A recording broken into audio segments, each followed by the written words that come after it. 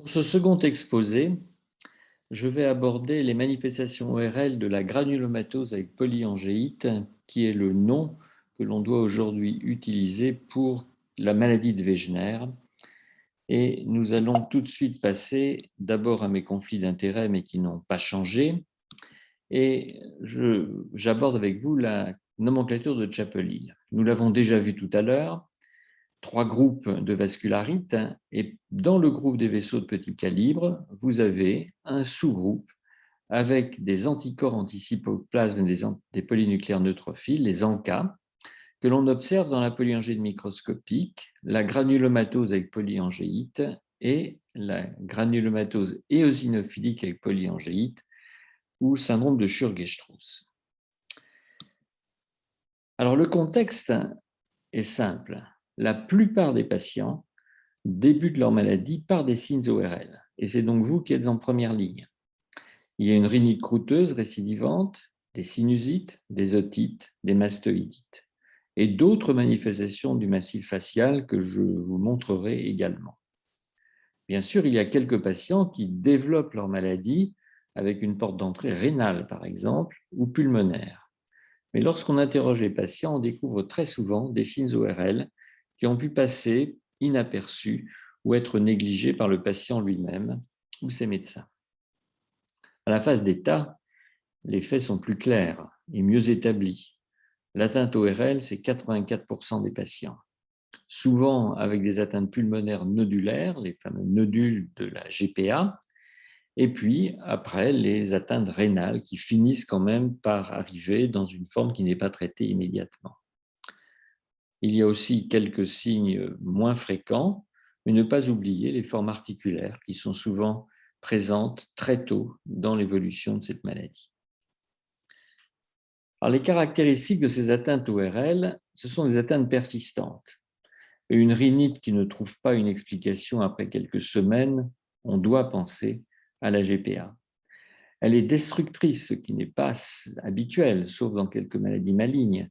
Mais là, il s'agit d'une maladie bénigne, avec une destruction des os de la face et des parties molles. Destruction du palais également, avec des perforations également nasales. Il y a des récidives qui sont souvent permanentes, et j'explique d'ailleurs toujours que dans la GPA avec signe ORL, ce sont des malades qui souvent ne meurent pas, que l'on met en rémission, mais qui ont souvent des rechutes très fréquentes et ils viennent nous voir assez souvent.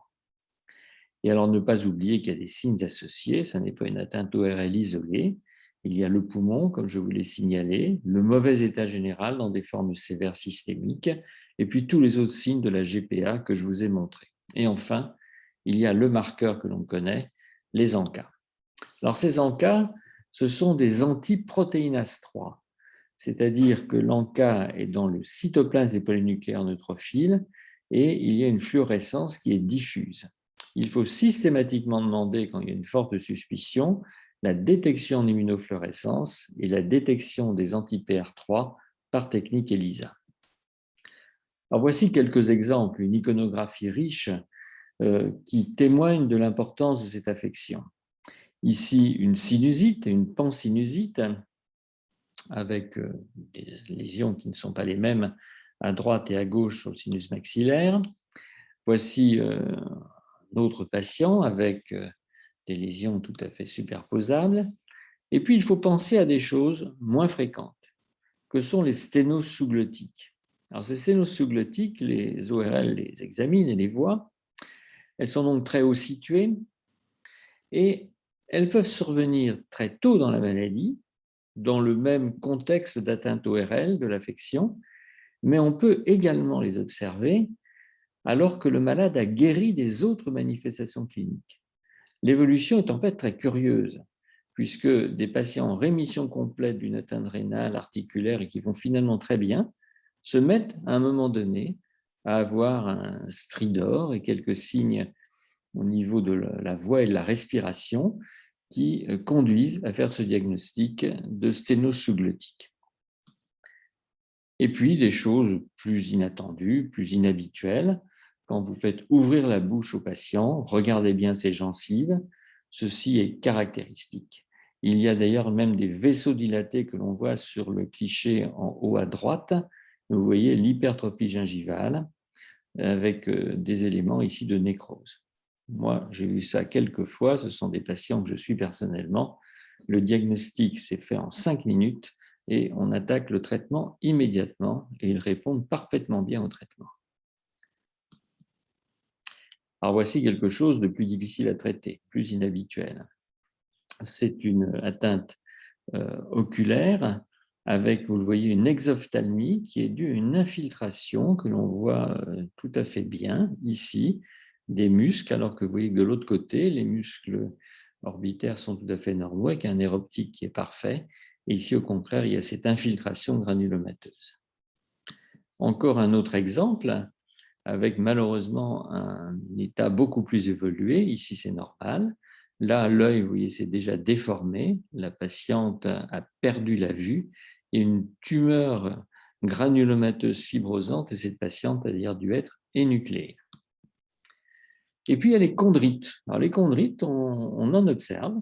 C'est un des signes qui peut s'observer au cours de la GPA. Ça existe en dehors de la GPA, mais il y a un chevauchement entre des formes dites de polychondrite atrophiante et de GPA, avec l'atteinte du lobe, mais le respect du lobule de l'oreille qui, lui, n'est pas cartilagine. Et puis, l'atteinte de chondrite la plus spectaculaire, c'est bien sûr le nez en selle. Alors, voici un de mes patients. Il m'a donné la permission pour montrer ces photos et je ne l'ai donc pas masqué parce que je pensais que c'était important de voir l'étendue du problème.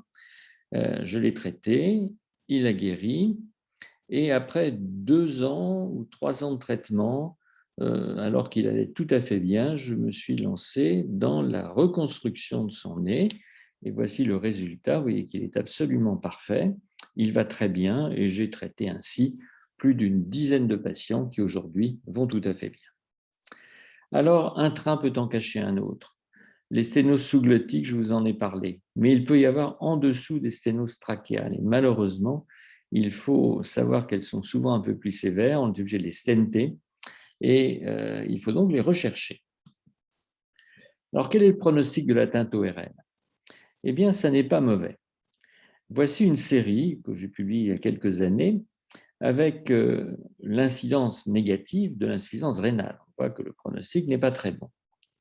Si vous y ajoutez chez les mêmes patients l'atteinte ORL, vous voyez qu'un malade qui a une atteinte ORL et qui a moins de 50 ans, et même qui a plus de 50 ans, a un meilleur pronostic qu'un patient qui n'a pas d'atteinte ORL.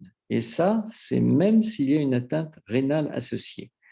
Donc, l'atteinte ORL, ça ne protège pas, bien sûr. Je vous ai dit que ça récidivait tout le temps. Mais c'est une forme de la maladie dont le pronostic vital, en tout cas, n'est généralement pas engagé, sauf dans des formes très destructrices avec des complications infectieuses. Alors, le nouveau Five Factor Score, qui est le score pronostic des vascularites que nous avons mis au point il y a déjà quelques années, vous montre bien cela. Lorsqu'un patient qui a une GPA est à plus de 65 ans, une insuffisance rénale, une atteinte digestive ou une atteinte cardiaque, son pronostic est mauvais. S'il a des atteintes ORL, donc ça se voit dans la GPA, mais aussi dans le Sjögren-Strauss, la GEPA, eh bien, le pronostic, lui, est bien meilleur. Alors, quelle est l'évolution? Chronicité des signes ORL. Les sténoses sous-glottiques peuvent survenir donc même quand les autres signes de GPA ont régressé. Ça peut évoluer pour son propre compte et durer ainsi des mois ou des années. Tout le problème, c'est bien sûr le traitement. Alors, le traitement d'une GPA, c'est toujours un traitement d'induction qui dure maintenant 3 à 6 mois, avec une corticothérapie, un immunosuppresseur ou du rituximab. En des formes ORL isolées, on peut essayer simplement du méthotrexate ou du Murel, mais très souvent, c'est dans un contexte systémique et on utilise de l'endoxan ou du rituximab. Le traitement d'entretien succède au traitement d'attaque et corticothérapie faible dose. On ne donne plus maintenant d'Imurel ou de méthotrexate, mais on traite en fait la prévention de rechute par le rituximab qui marche tout à fait bien. Dans les formes mineures, je vous l'ai dit, vous pouvez utiliser méthotrexate ou azatioprine. Et dans les formes systémiques, c'est le rituximab. Traitement court. On peut faire une perfusion de 1 g J1J15 et un traitement d'entretien de 500 mg de rituximab tous les 6 mois pendant 2 ans. Alors, en général, 95% des patients survivent, quasiment tous sont mis en rémission.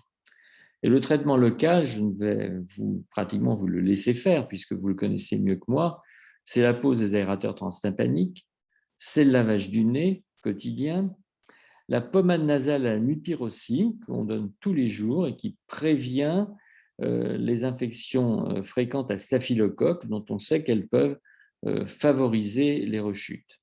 Et puis, il faut dilater les sténoses en évitant les stents, sauf les stents bronchiques, mais on évite autrement de mettre un appareillage. On préfère faire des dilatations, parfois des infiltrations locales au niveau bronchique, mais pas trop, puisqu'il ne faudrait pas favoriser la survenue d'une trachéomalacie. En conclusion, vous avez 2 attitudes thérapeutiques. Soit vous attendez la rechute quand les patients ont été traités par le rituximab, on ne fait rien derrière, on laisse leurs signes revenir et si on retraite, on va retraiter à la demande. Nous recommandons de faire le traitement d'attaque, de prescrire un traitement préventif systématique de la rechute et le meilleur choix aujourd'hui, c'est de traiter par du rituximab. Alors, il faut bien sûr que l'on affine les critères pour savoir qui doit être retraité, qui ne doit pas être retraité. Et c'est d'autant plus important qu'aujourd'hui, nous avons l'épidémie Covid. Avec cette épidémie Covid, manier corticothérapie au long cours, immunosuppresseurs et surtout rituximab pose un véritable problème puisque ces molécules qui répriment totalement la fabrication d'anticorps par les lymphocytes B ont des conséquences qui ne sont pas négligeables et peuvent favoriser la survenue de Covid-19, voire même de formes sévères de Covid-19. Je vous remercie de votre attention.